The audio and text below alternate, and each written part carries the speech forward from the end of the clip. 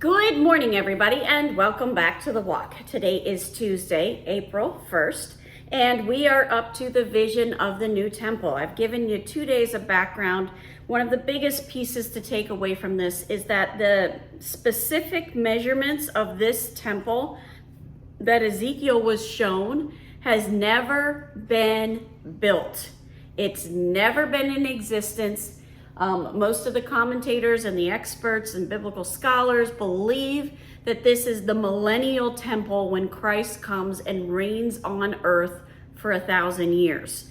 It's going to involve that the mountains are going to have to change. And we saw that in Zechariah 14 verses 4 through 9, that there is going to be some changes in the earth, and that right now there is not a mountain in that area that can accommodate this massive temple.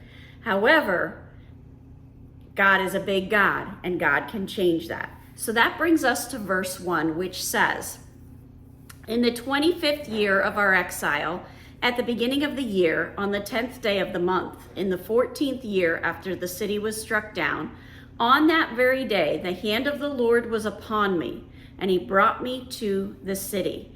So, what is the date of this? According to the Cultural Study Bible, this is April 28th of 573 BC. It would be at the very beginning of the Passover feast. So what is the significance of this being at the beginning of Passover?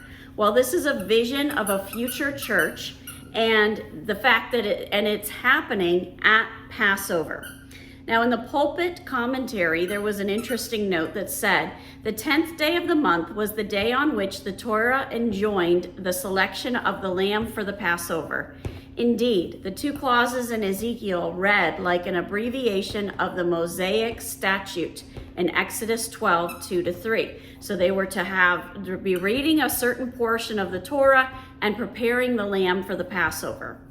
On that day, which was the anniversary of the beginning of a merciful deliverance to Israel in Egypt, of the initial step in a gracious process of transforming Pharaoh's captives into a nation, on that day, the prophet's soul was wrapped into an ecstasy in which he seemed to be transported towards the smitten city, and a disclosure made to him concerning the new community which Jehovah was about to form out of old Israel. So here we've got the significance of it being Passover, when they celebrate that the Israelites were able to come out of Egypt. And in the time period that Ezekiel's living in, they're still in the Babylonian exile, and Ezekiel has this massive vision. Verse 2, "In visions of God, he brought me to the land of Israel and set me down on a high mountain, on which was a structure like a city to the south." So the city is to the south of him. "When he brought me there, behold, there was a man whose appearance was like bronze, with a linen cord and a measuring reed in his hand, and he was standing in the gateway." So this bronze represents judgment. This linen cord represents righteousness, and it connects and measures and is standing in a gateway or door. The gateway or the door represents Jesus. So they're measuring and judging from the door of the city. And then there's this man who looks like brass. And again, this is the pulpit commentary. And it says it could be polished brass. And it's a description of the likeness of Jehovah, which is Jesus. In Ezekiel 1, 26 and 27, of the angel who appeared to Daniel in 10:6, and of the glorified Christ in Revelation 1:15. In the Cultural Study Bible, it said that this linen cord could be used as a measuring line. So what I was thinking of when I trying to wrap my brain around this, it's like a measuring tape. This linen cord is being used to measure. And then we get to verse 4, and it says, "And the man said to me, Son of man, look with your eyes and hear with your ears, and set your heart upon all that I shall show you. For you were brought here in order that I might show it to you. Declare all that you see to the house of Israel." Okay, right away I'm getting curious. Why does he have to look with his eyes, hear with his ears, and set his heart on what he's going to show them? Well, because the Lord is revealing something, and is revealing something significant.